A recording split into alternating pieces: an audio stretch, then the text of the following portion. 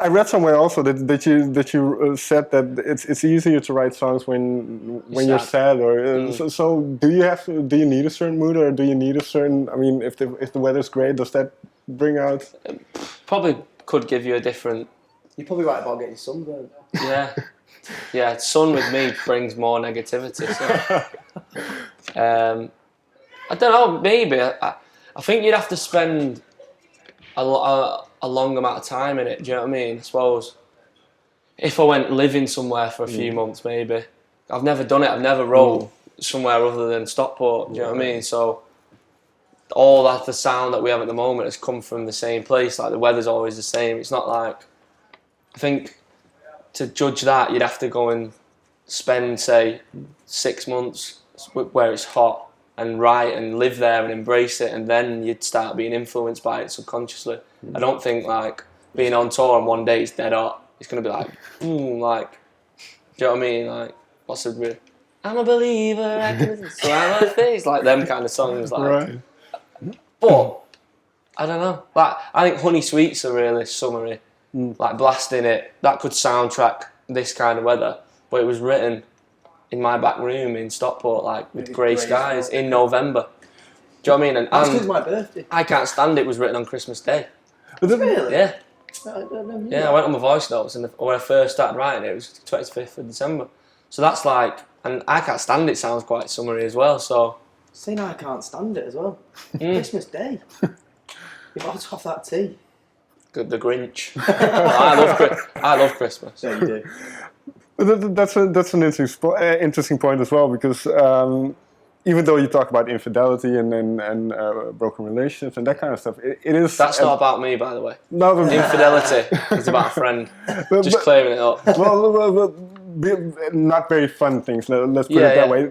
Even though you talk about those things, it is a very, very positive sounding record. It's like what the Smiths used to nail. I mean, like they used to do that where the lyrics used to be quite dark or like quite a dark meaning behind it all, but there's music sort of the opposite to that. Uplifting and melodic. Yeah, I think it's quite a northern thing to do. I think everyone up north's a bit like that. Do you know what I mean? Like the music scene up north in England is mint. Do you know what I mean? It's really good. It's amazing. Right. But if you listen to all the bands, they all sort of do that. Because it's like Tom said, it's dead hard to write something about being dead happy and not sound cringy. Do you know what I mean? It's like, and it is hard. If Funny Sweet was about, or any other tunes being about dead happy and all the lyrics are like, I'm really happy with you. You make me feel so much love. Yeah. You just be like, just wouldn't be into It'd be too much. Do you know what I mean? Yeah, Like, exactly. It wouldn't be if cool. the melodies are all really upbeat and stuff, and the lyrics are like, it'd be like a bit too. I don't know. I'm just not that much of a positive guy, so that's why I write songs like that. It's just how I feel. I'd say it's kind of like 70-30. What, positivity 30? 70? 70 like negativity. It's one. You are the way you are, aren't you? I suppose. Like I see the negative side of a situation before I see the positive. Do you know what I mean? Joe probably sees the positive, but. Well, there's one thing before we kind of run off. There's one thing I like to talk about, because between the two you had this little Twitter spat that jokingly.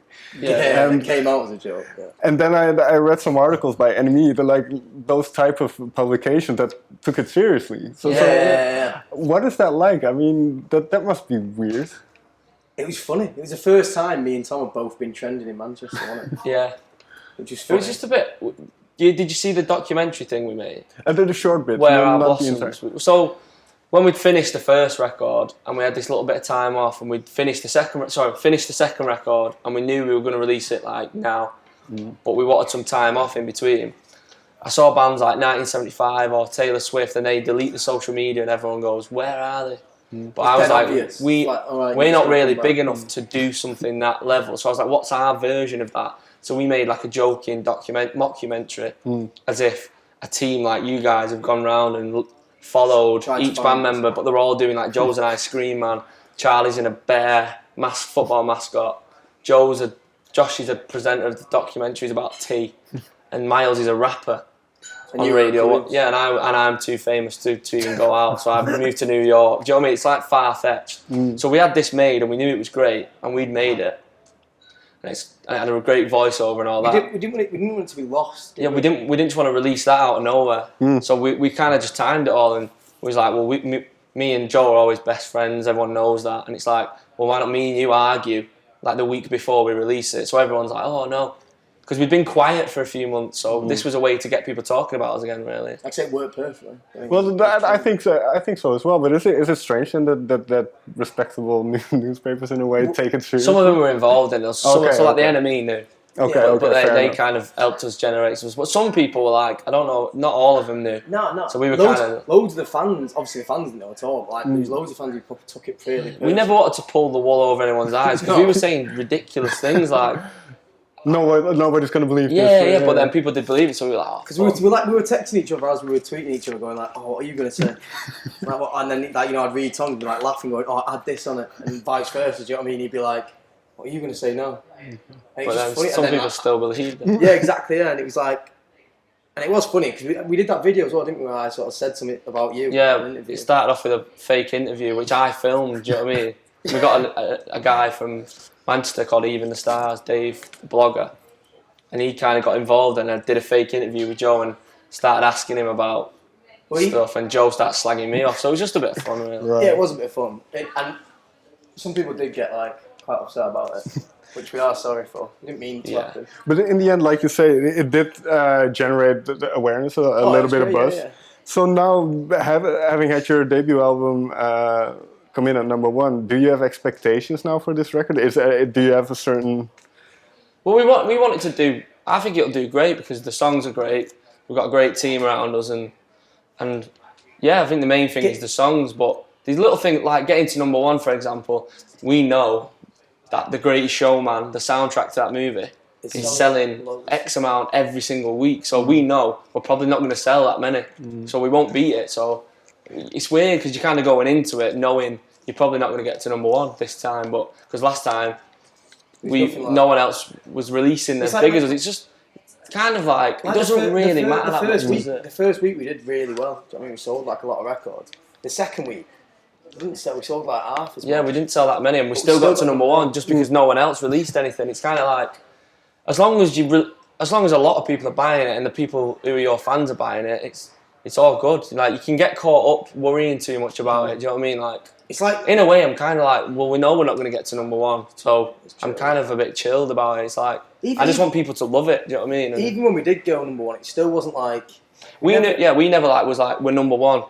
We've got an extra swag about us or anything like that. We knew like the hard work begins now because everyone around is going to go, well, how good are you? What have you got next? Sort of thing. And it even matters nothing to like Catfish and the Bottom and their first album, that's like number 8. Number 10. Number 10. But the second album went to #1. Yeah, but like that's what I mean. But I went to them thinking, even like loads of critics give that bad rating, but it's a great album and they're huge. And they've got loads of dedicated fans, so that's the most important. That's what I mean. They're not sat there now, probably going. Like you just got to focus on you as long as you love it, and the fans are going to love it. And they are great songs, and it's a bonus if you get to #1 or everyone reviews it and says it's great. But I know it's great. We wouldn't put it out if we didn't think it was great. Yeah, it is a great record. That's something that was dead important with this record as well. And it's upbeat and it's a lot of fun. Do you know what I mean? That's what we wanted to create, and some of that's going to sound great in live venues, and people are going to jump up and down and forget about all the bullshit in their life. Just come and enjoy it. Even this tour that we're doing now, just like we've started playing a few of them, and like the reaction we got off them has just been mint. Do you know what I mean? It's been like, and even us watching videos back, you can see everyone going like, and they don't even know the tune. But you know what I mean? All bottom of it's like that's what you want. Do you know what I mean? It's a sign for some good sort of. Yeah, I can't wait to play it in the UK. You know, once it's been out and people can listen to the songs and sing along. It's cool. So 1 more week and then we all get to find out. I think. Then the world can hear it. All right. Can't wait for that. I wish you all the best. Cheers, dude. Nice Thank you very much for your time. Cheers, thanks, yours.